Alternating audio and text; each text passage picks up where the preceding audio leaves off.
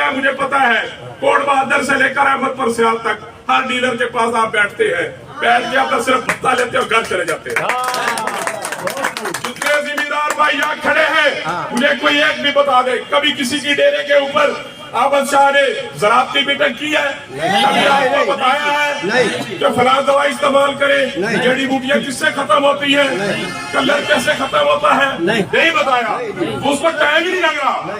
اس نے آج تک کسانوں سے میٹنگ ہی نہیں کی۔ وہ تو صبح اٹھتا ہے، پیسٹی سائیڈ فرٹیلائزر کے پاس بیٹھتا ہے، چائے پیتا ہے، بھتا لیتا ہے اور گھر چلا جاتا ہے۔ اب ہمیں ایسا آفیسر نہیں چاہیے۔ رانا صاحب ہماری آواز کو ہماری آواز میں اپنی آواز ملائے۔